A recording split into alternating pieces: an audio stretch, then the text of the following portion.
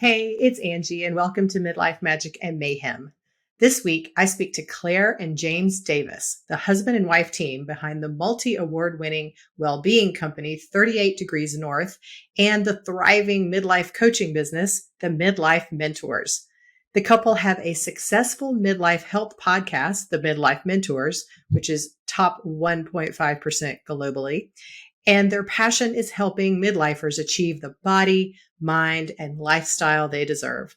The couple's science-based approach, leveraging their backgrounds and qualifications in psychology, coaching, hormones, nutrition, personal training, stress management, menopause, and NLP, empowers individuals with the practical tools and knowledge they need to make positive, long-lasting changes to their lives.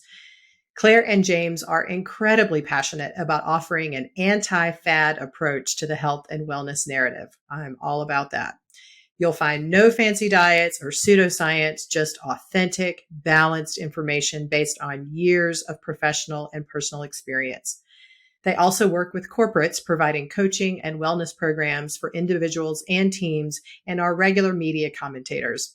They've also been featured in the New York Times, the Daily Telegraph, the Sunday Times, the Observer, the Daily Mail, Condé Nast Traveler, the Evening Standard, and more. Please enjoy this very lively, fun, and amazing conversation with James and Claire Davis.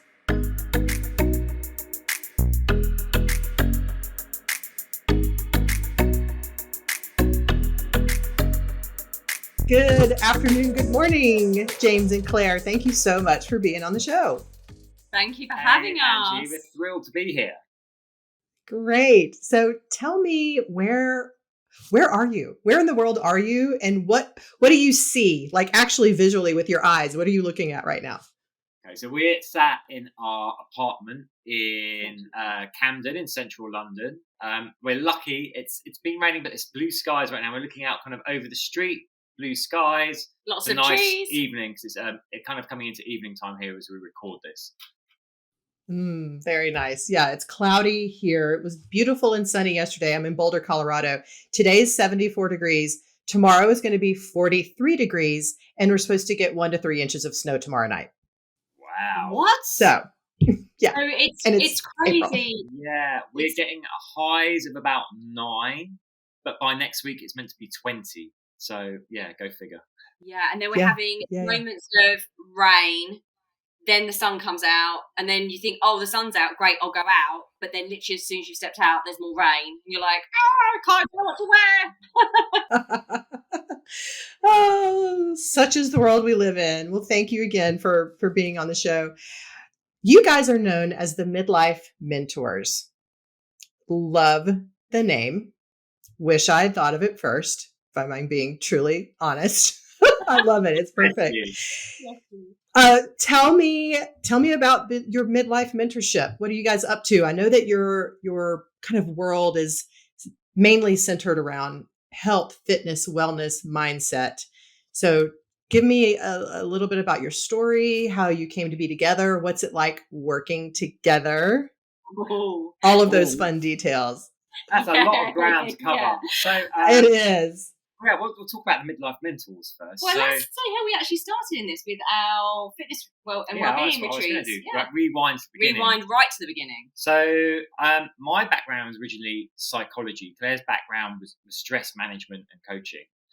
And in 2012, decided to leave the corporate world and move to the island of Ibiza in the Mediterranean to launch fitness retreats, but actually to kind of turn it on its head. Back then, the model that was out there was kind of like take people to a villa, feed them like sub 800 calories and just beast them really hard all day long. We wanted to actually know, let's partner with a 5-star hotel. Let's give people like great food, all the services you expect in a hotel. Let's mix up training with also workshops that are going to give them a toolkit to actually transform their lives. So that kind of background of the psychology and the coaching. And we grew that business. It's really, really successful. It's called 38 Degrees North. We still run it, but since COVID, we've really dropped back on the number of retreats we do. Strange that, since we couldn't travel. Yeah. But that COVID actually, in a way, gave birth to Midlife Mentors. So we'd always been saying, we're very lucky. We got to work with literally thousands and thousands of clients running this business. But we're always like, you know what, retreats are fun, but they're kind of exhausting. And you have to be there in person. We should really do more of this online work, online coaching. But of course, you stay where your main business is, kind of where your cash cow is. And in 2019, inspired by seeing what some of our friends were going through, we started a podcast called the Midlife Mentors, which is Claire and I talking about aspects of midlife, but coming at it from a real evidence-based perspective, because that's what we love, reading research and geeking out, like what are the best ways to be training, how should we be nourishing our bodies, what's going on with our hormones. So we had the podcast, and we kind of dipped our toes in the water with making this little 8-week program for people, and then they got just amazing results. We're like, oh, we should do this, but we're already planning our retreats for the season ahead, and then the world shut down. Yeah. And so we're looking down the barrel of refunding all the money we've taken already for the retreats, and obviously nothing coming in because no one's booking any travel. So we're like, oh, let's just push into this online then more. So we launched the Midlife Mentors properly, I guess, the whole coaching experience. It's just gone from there. So essentially, we are passionate about helping midlifers embrace the second act with joy and see that it's not the beginning of the end. You don't have to accept a lot of things inevitable. There's so much you can achieve and so much you can do to be healthy and happy. Absolutely. And I think actually we didn't meet. James actually set up, talking about how we met, James actually set up 38 Degrees North on his first of all in 2012, and I had friends over in Ibiza, and as James said, I was in PR, but I actually hated it right from the very beginning, from when I first went into it when I was 19, and I was constantly I was very entrepreneurial. I couldn't work for other people. I was terrible at working for other people. I got fired a few times. It was absolutely awful. So I had this entrepreneurial spirit, and I was setting up a few businesses in stress management and coaching. But it wasn't actually, I met James over in Ibiza in 2012, but it wasn't actually until I went through my divorce a year or so later and I went through my own journey of ill health, being put on antidepressants, not looking after myself. That's when I actually discovered the journey of wellness, actually, and nutrition and everything. And that's when I qualified in all of that. And it changed my life. It absolutely changed my life. And then I realized that actually wellness in mental health and anxiety is very much about the physical side of things, nurturing my body, nourishing my body properly. I came off the antidepressants. Then, as I said, I qualified, and then James split up with his ex-wife. We were friends for a while. We had a few dates here and there. I will say on record, I wasn't the best. I messed him around a little bit, and then finally we got together in about 2015. And started working together immediately. I moved from Surrey straight over to Ibiza, and that's when we started the business together. That's when we literally threw ourselves into the relationship, into a working relationship as well, which had lots of bumps in the road. Yeah, I mean, I definitely want to get to the programs, and I have lots of questions about midlife and hormones and fitness and fat loss and all those things. But I'm really curious, how is that working together? My husband and I are in a similar situation. So we do different things, but then we have some things that we're planning together, and we both work from home. We're together all the time. And so I'm just curious, how is that for you? How do you manage it? Well, it was good now. It's good now. But I think for me, it was a melting pot of challenges, because I was very, very independent. I'd been through quite a lot. I'd bought my own home after my divorce. I was fiercely independent. I'd started this new career, which I loved, and it was going great guns. And then I met James. He was like, oh, why didn't you come over to Ibiza and live? And I was like, okay then, without really thinking it through, which is what I tend to do, is I just don't think things through. And then they normally work out in a brilliant way. I listen to my intuition quite a lot. And so I jumped over to Ibiza, but I wasn't prepared for losing that self-identity to a degree, my independence, very reliant on James, a business that he'd started initially with his ex. There was so much ego stuff, so many ego deaths actually for me. And So it was very hard at the beginning. You think that you've worked on yourself, and then you get in a relationship, and then you add all of those extra things in, and then James obviously had a whole heap of baggage that he decided to bring to the relationship. So it was everyone was like, oh, you had this honeymoon period. I was like, nope. The honeymoon period lasted about 6 weeks. Yeah. So it was big stuff.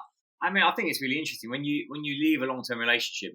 I think for both of us that kind of leaves you a bit on the floor, and you then reconstruct yourself, and then you reach a point where you think, oh, I think I've done a pretty good job here. I'm ready to go back into another relationship.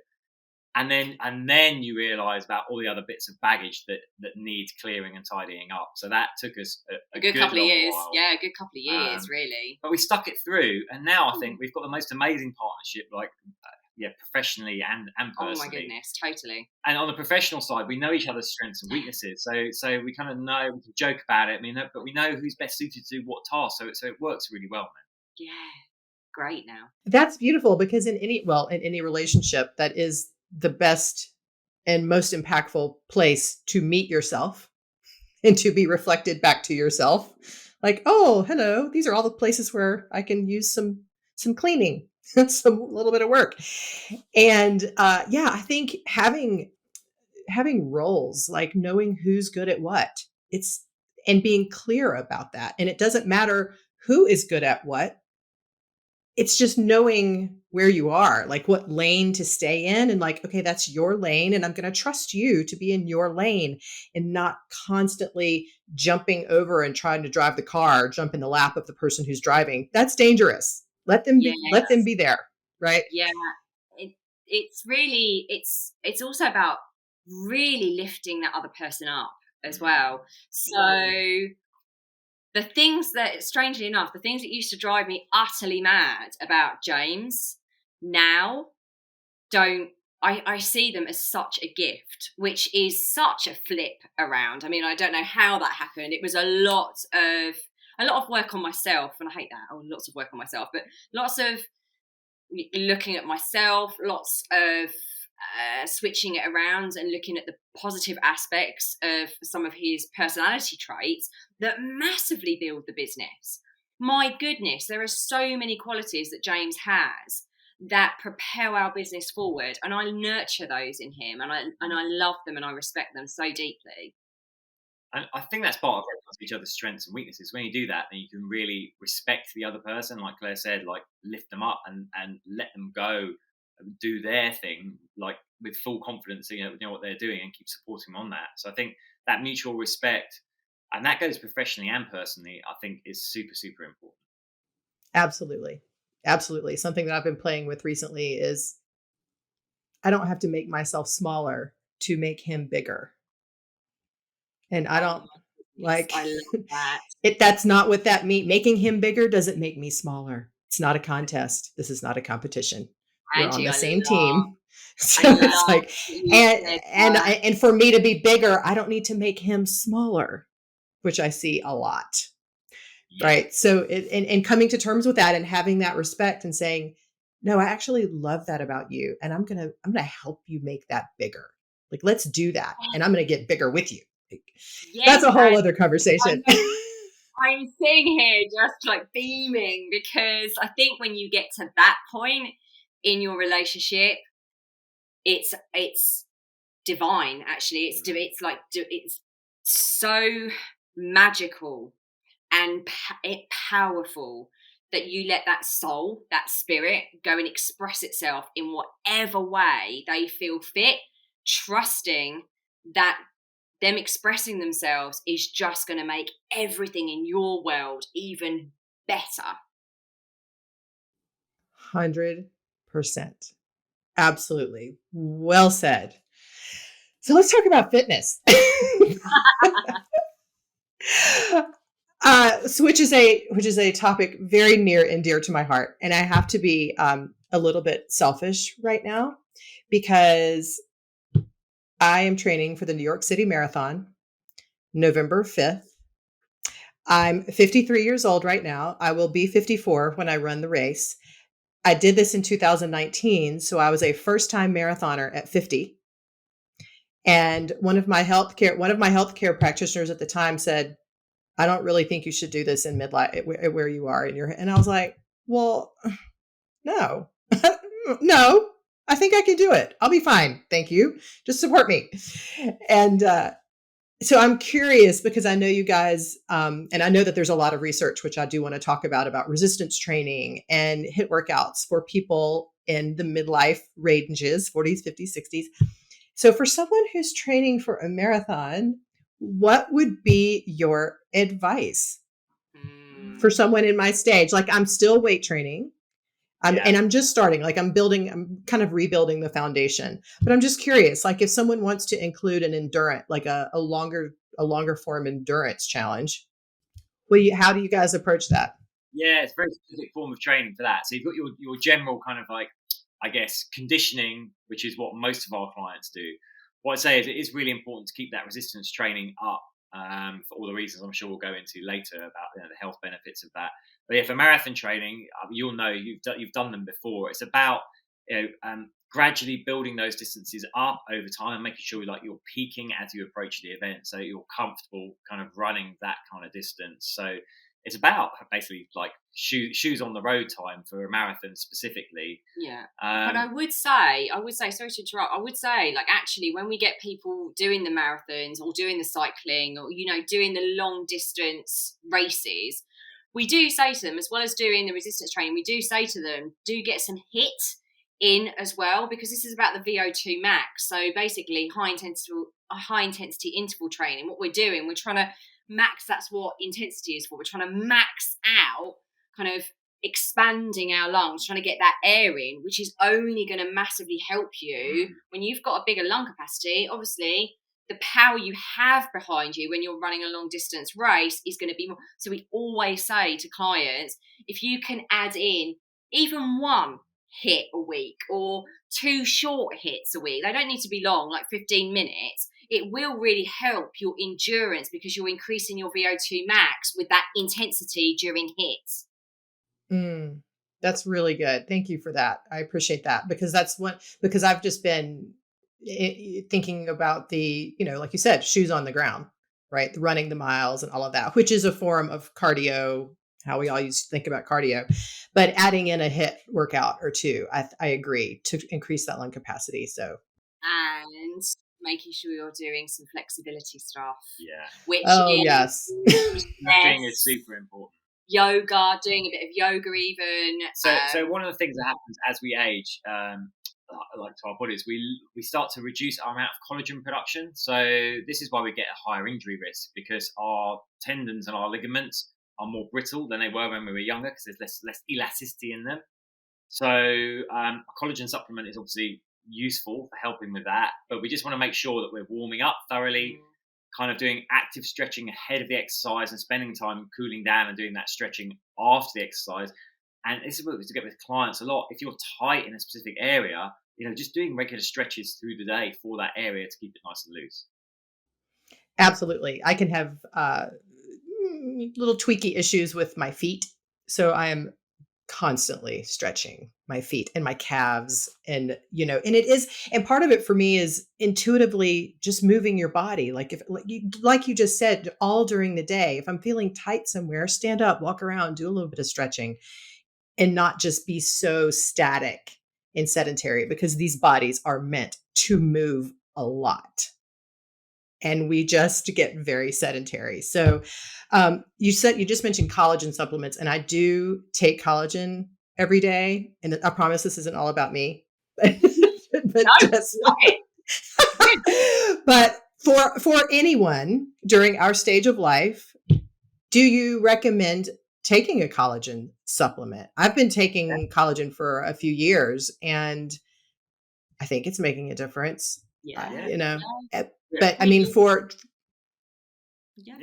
you're losing your natural collagen production, so why wouldn't you supplement it? It's gonna help with this thing. It's also benefits, makes your skin and your hair look better as well. So why not? Which James likes. Obviously, it's always. Totally get it. It's a thing. I totally get it. Do you have any special recommendations for collagen, like things to look for or brands that you think are good? Or as long as they have.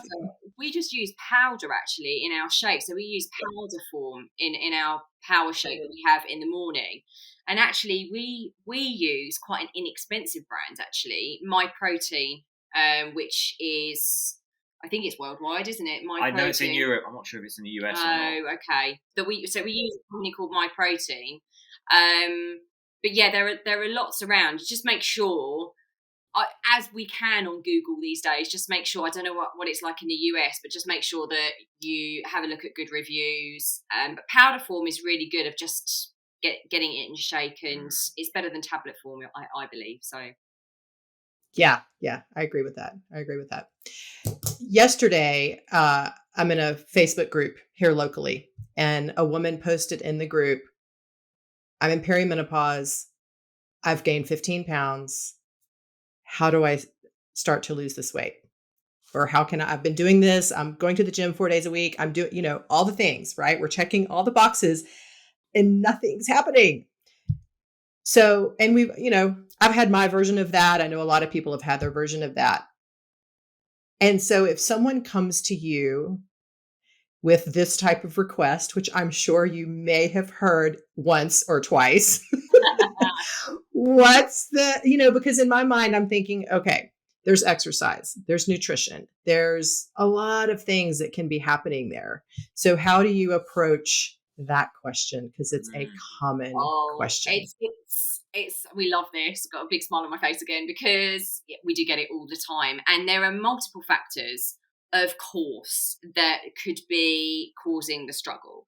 So it's the basics, like you just said, making sure that they are doing the right, and I say right in inverted commas, but there is a science evidence-based approach to training at midlife that gets best results, helps to optimize our hormones and hack our metabolism. So there are certain ways to do that. So a lot of time we'll see clients coming to us, and what they used to do in their 20s, 30s, early 40s doesn't work anymore, cardio-wise. So they just double down, do more and more and more. And what that does is overstress the central nervous system. That raises cortisol, and cortisol actually makes you hold on to body fat. So it's completely negating the thing that you're trying to do. So, and then we need to look at stress and cortisol in and of itself as a complete separate entity as well. But just from a training perspective, it's about doing resistance training, because we need to build muscle. Muscle is metabolically active. The more muscle we have, the more calories are burning at rest. So it's about making sure the training is correct, actually, and you're optimizing it for your hormones and your body. Then nutrition. Yeah, then on the nutrition side, it can often be people think they're eating healthily, but there's often quite a few number of slight adjustments they can make that will get massive results. I mean, key things for our clients is like sugar consumption. There's so much sugar hidden in a lot of our foods. We do a lot around educating clients to read food labels and realize where sugars are added in. Sugar's highly addictive. It's obviously highly calorific. So when we have something with sugar in it, we want to eat more. So we'll tend to overeat anyway. So we'll be over like what our energy needs are.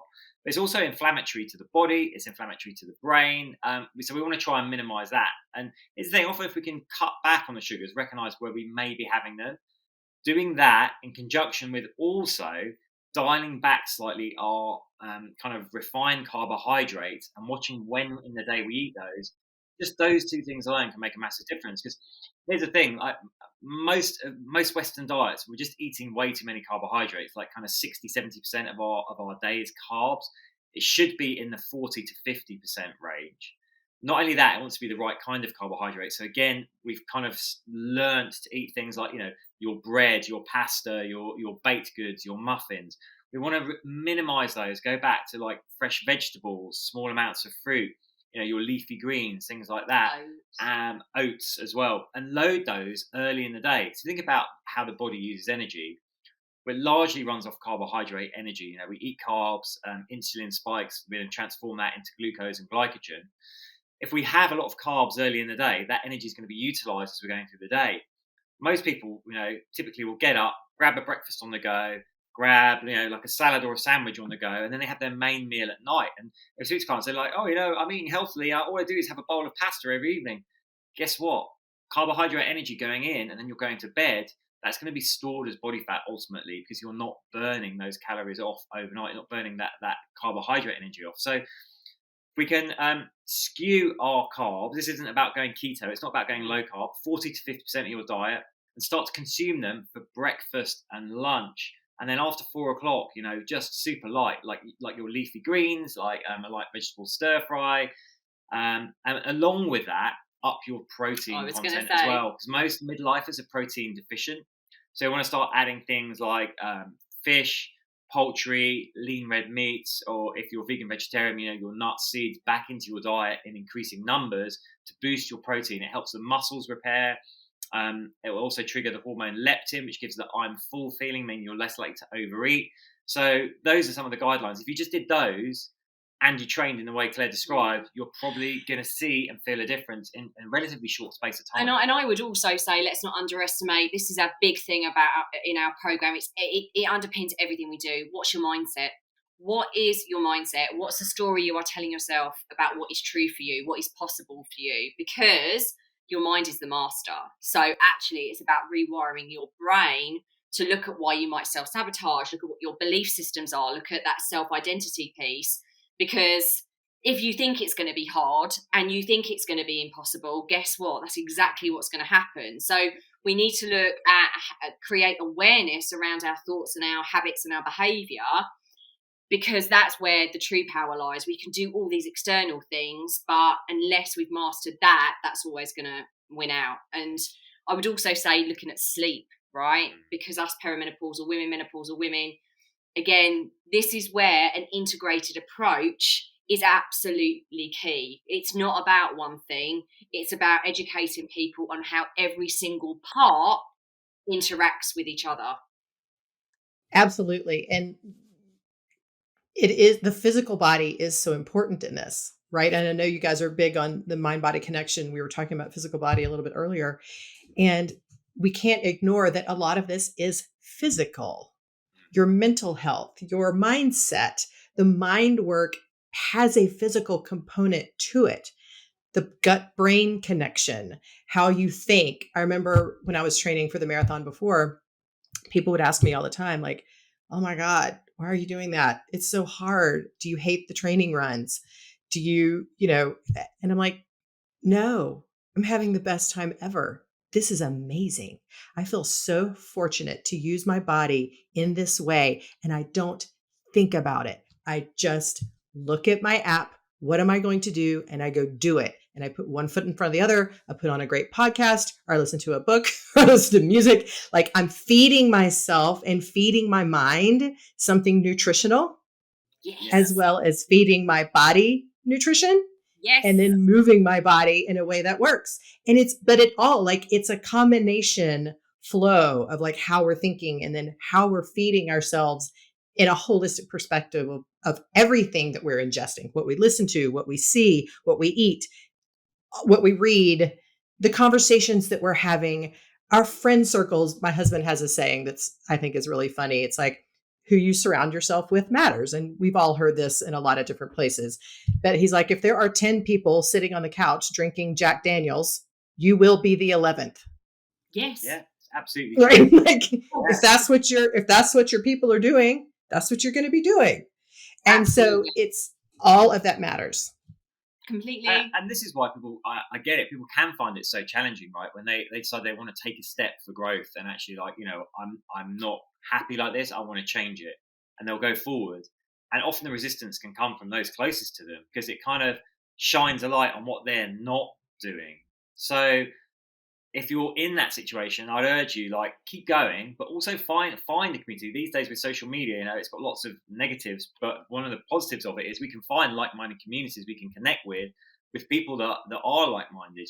You can be with 10 people that are getting up and exercising every day and swapping healthy recipe tips and going, yay, well done, rather than the other person going, oh, don't go to the gym. Hey, stay in. Let's watch a movie and order a pizza. Yeah, absolutely. Like I've just completed 75 hard. I don't know whether anyone knows it listening, but it's actually a 75-day program created by a guy called Andy Frisella, and it's a mental toughness program, but it has different elements in it. But it's really interesting, even though James and I have accountability communities of our own that people stay accountable to us, I was part of a alcohol-free group. and we were all doing 75 hard at the same time. And my goodness, it was like something that, it was gold. It was absolutely gold. And now I understand when our clients say, oh my goodness, your community, it's everything. It's what keeps me uplifted, motivated, disciplined. I was on the receiving end of that. It was so incredible. That's the missing link for so many people, is they're doing this stuff, but they don't have the right support network. It's so important. It really is. And if you feel, for people out there, exactly like you said, if you feel like you don't have support, please don't use that to not do it.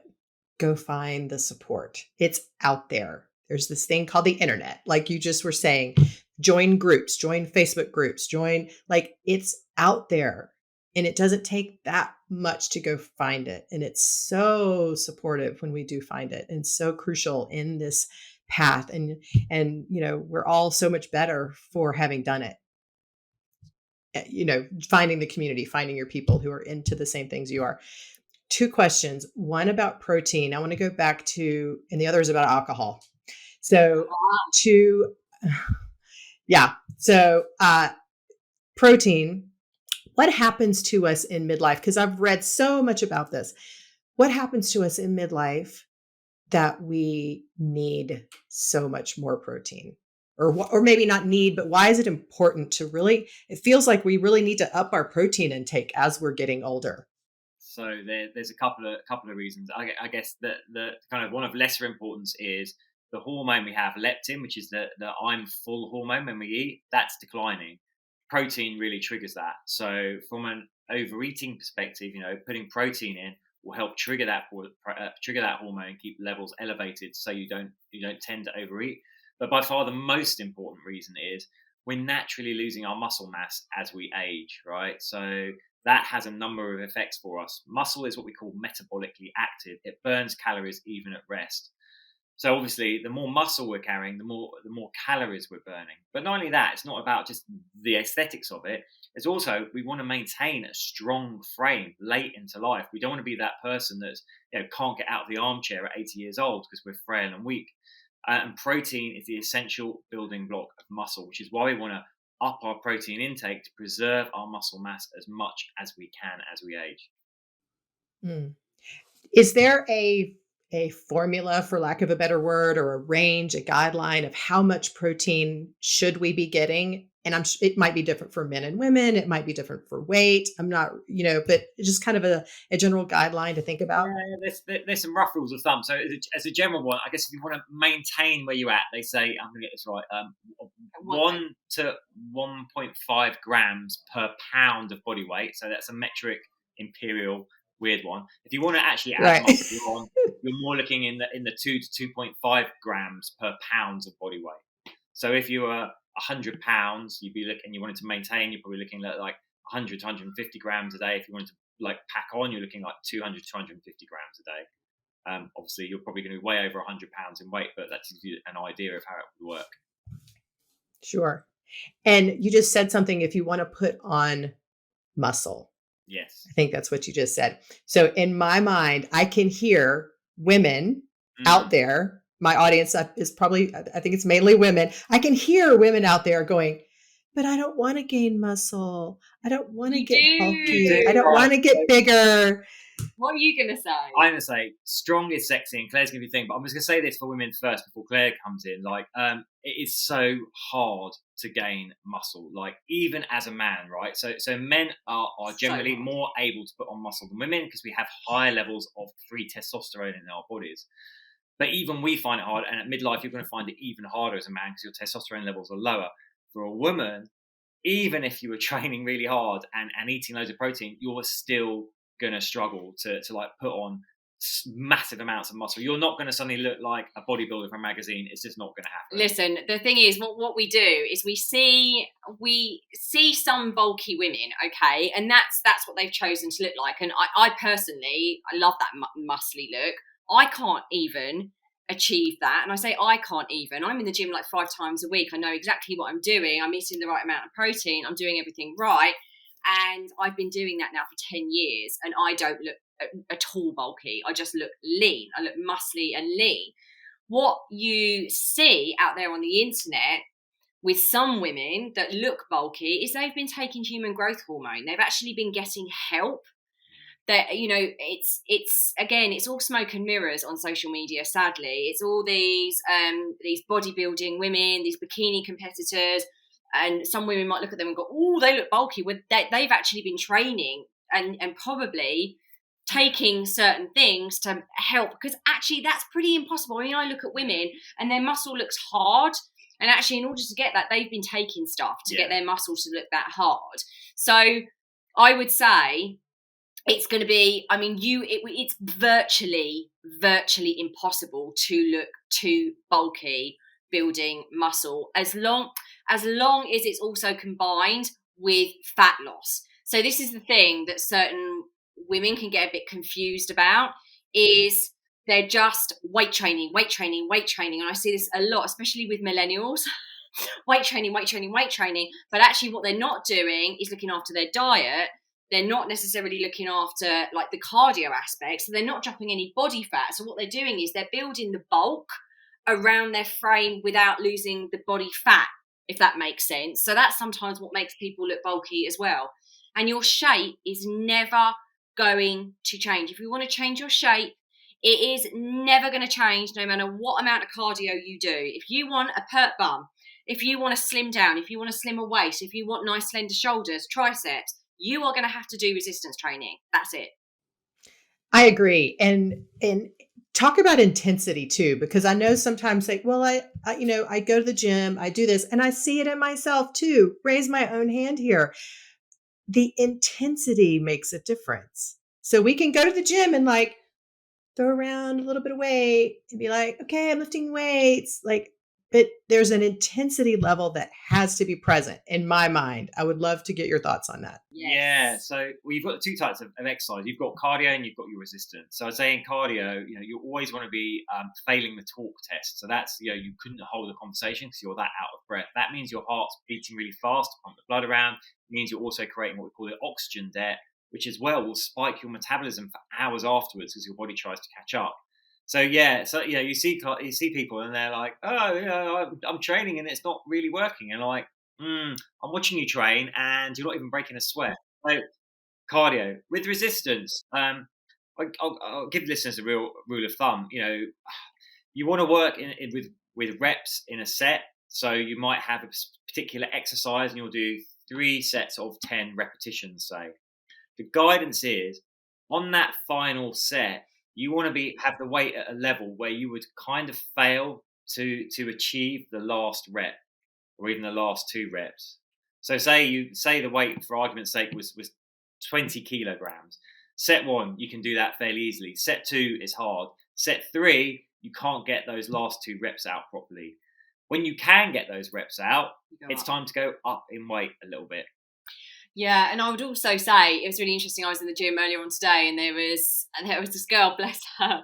But I thought, you've actually been in here.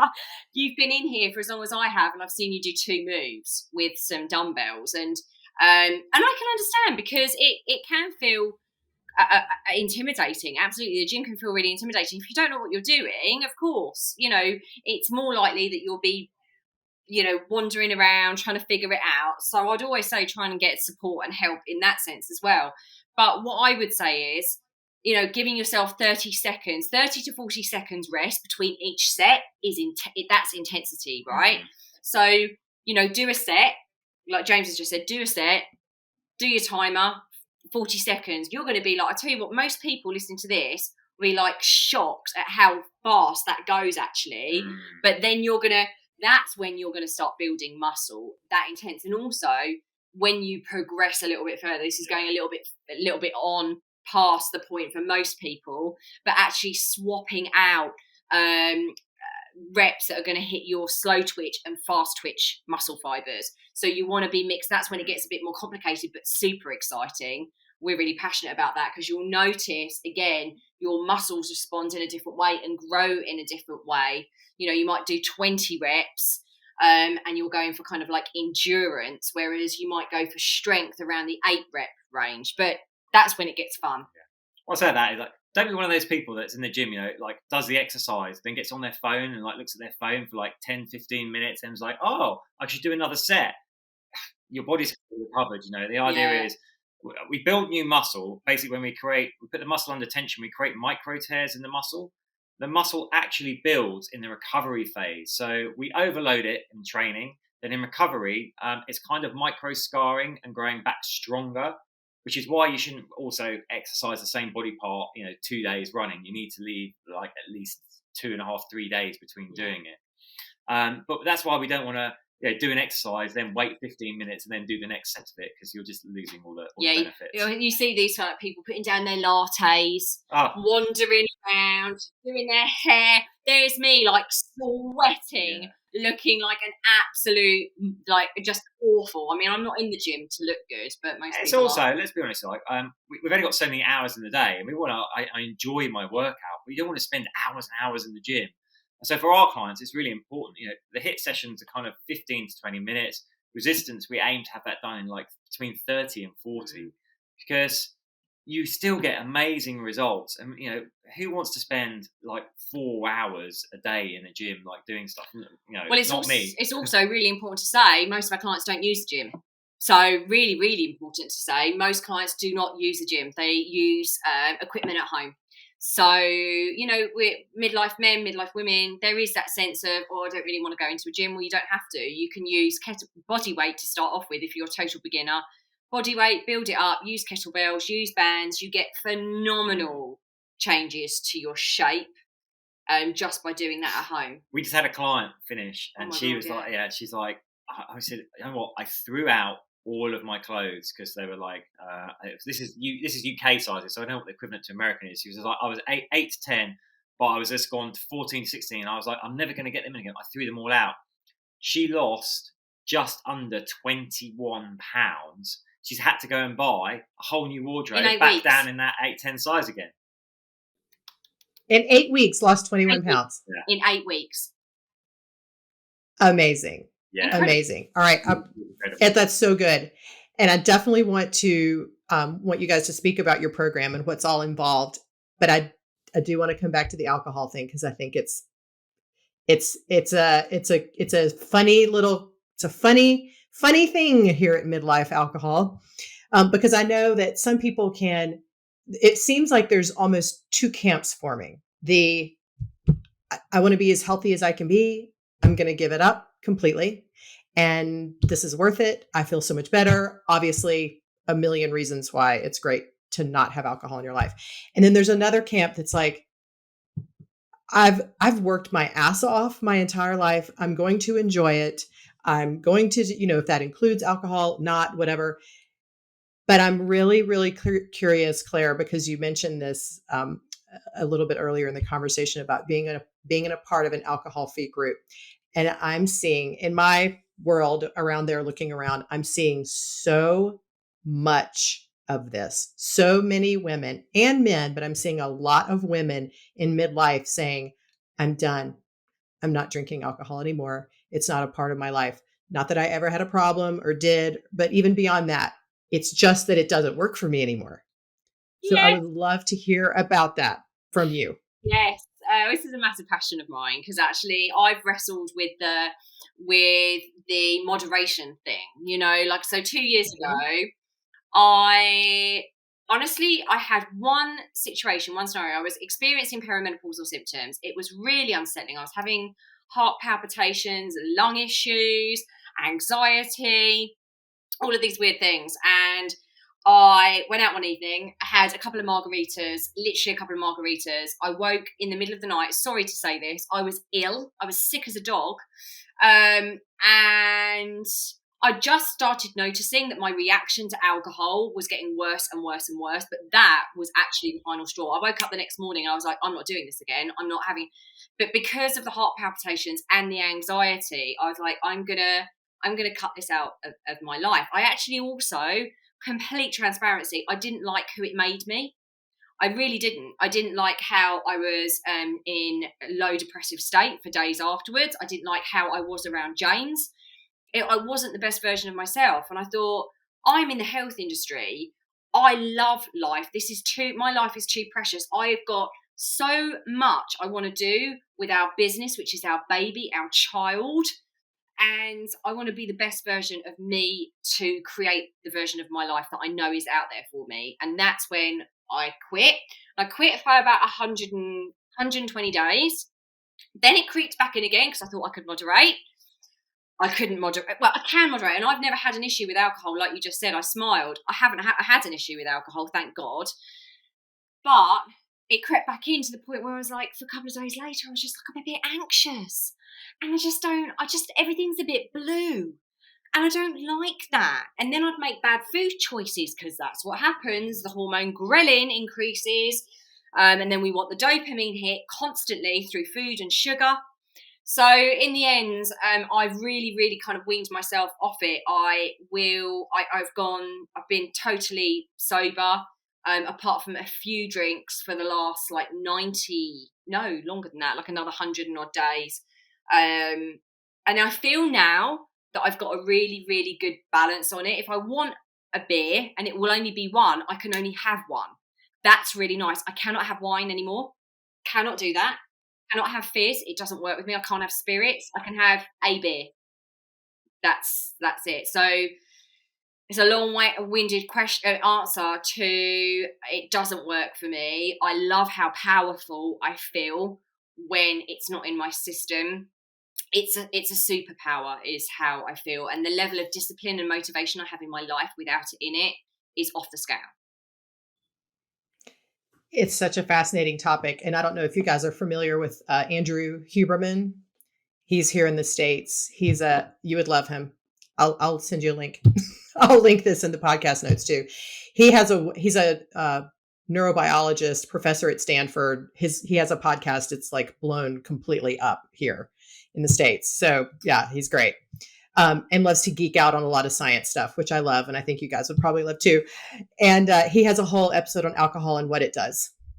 And not necessarily technically for midlife, but as we are talking about this midlife stage, I can hear that. It's like the things that used to work don't work anymore. And I think part of it is, even if we thought they worked, they actually weren't.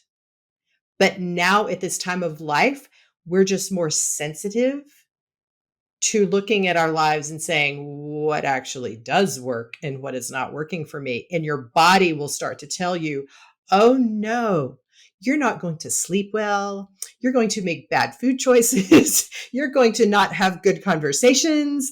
You're going to, like, all these things are going to, and if you're paying attention to these signs, it's like, oh, okay. Yeah, this may not be a good idea anymore.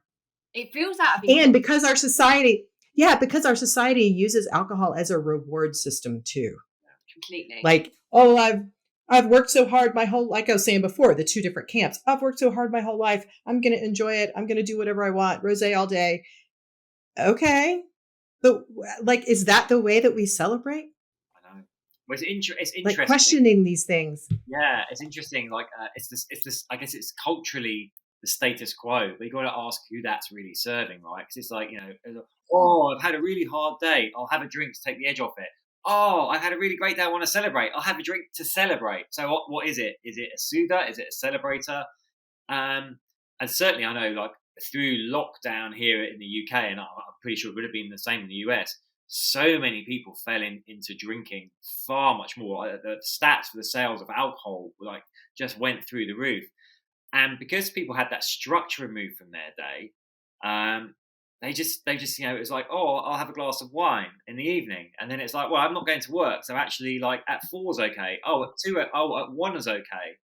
And it can be very insidious the way it goes in, because it's socially acceptable, and reinforced. You only have to watch movies, TV shows to see how often the characters will have a drink. Again, and reinforcing that, oh, it's a celebration, or I've had a bad day or bad news, I'll have a glass of wine.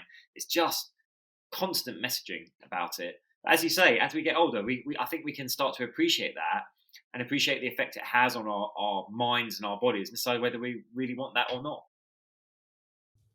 Exactly. And And we will be wrapping up here in just a few minutes, but I want to hear about your program, because you guys are so knowledgeable and have gone through the trenches yourselves and know what works, what doesn't work. And so you have an 8-week program, and I'd love to hear more about it. Yeah. So, as I said, we built this program looking at what was going on for our clients, our friendship group, what we were finding was working for us, and what the evidence we would find around that. So we built it around 6 pillars. And we say we're integrated beings, so we have to address multiple things. So we have exercise. So it's like the best way to exercise and move your body at midlife that's going to support your hormones. We have the nutrition, understanding how to nourish your body, how to fuel yourself correctly without being massively restrictive and making yourself miserable. We have the all-important building what we call a success mindset, because that's so key. We know that the hormonal changes we have at midlife and the knock-on neurotransmitter changes can actually lead to like high levels of anxiety, lowered focus. So we want to actively work on our mindset as well. We want to build emotional resilience. This is about building resilience for the challenges life's going to throw at us, having a spiritual connection. We have that understanding what's going on with our hormones and metabolism, because once we understand it, everything else kind of falls into place of why I'm feeling this way and what I need to do about it. And then the final wrapper we were talking about, having groups, is the accountabilities, having that environment that you can thrive in that's aligned with the goal. So those are the 6 pillars. And we deliver it all in our own app. You get your own scheduled workouts. You keep a food diary, but it's all like really intuitive eating. Everything is in this app. It's on demand, scheduled, and people, I'm glad to say, not only get amazing results, but love it and then stay with us. And what's really interesting is people will generally come because they want to lose that midlife weight. They'll be like, oh, I've put on a few extra pounds, but when they finish, they're like, you know what, I got that. But actually, what I've taken away from this is the change in my mindset and how I feel about myself and my confidence.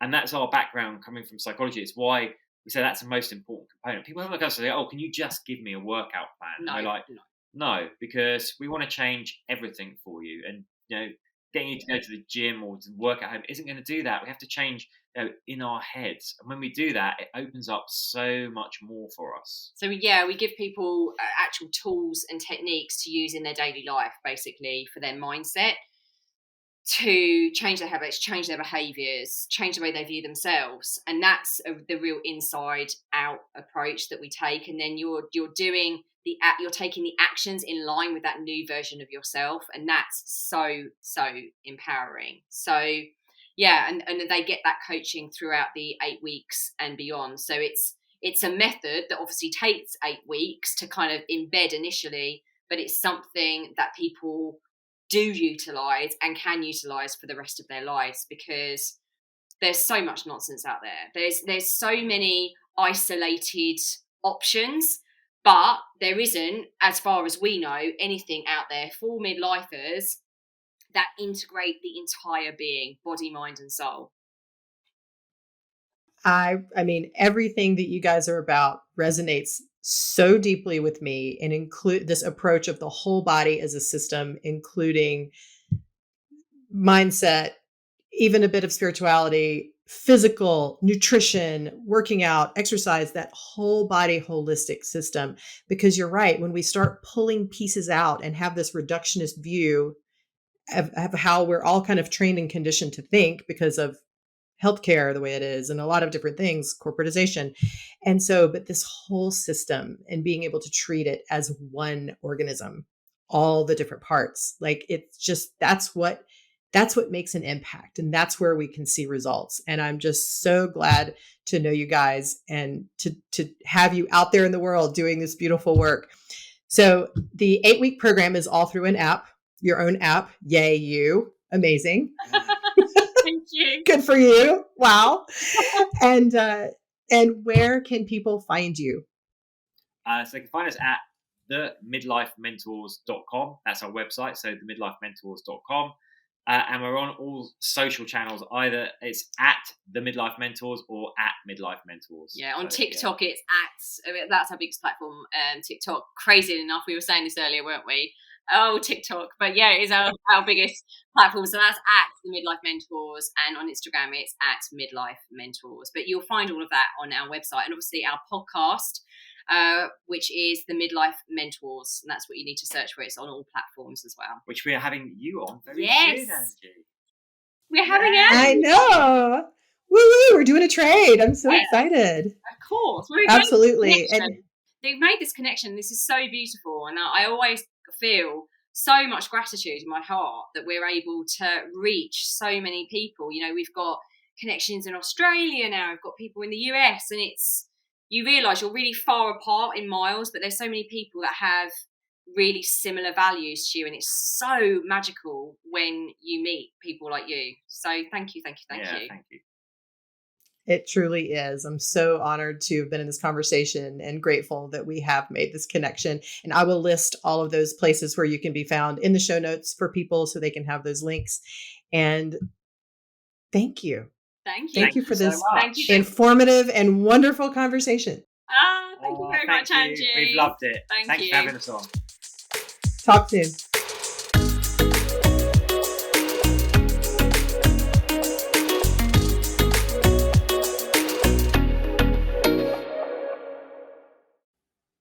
I hope you enjoyed that conversation with James and Claire. They are an incredible team, and I feel pretty sure that if we lived in the same country, at least, we would probably hang out and be great friends.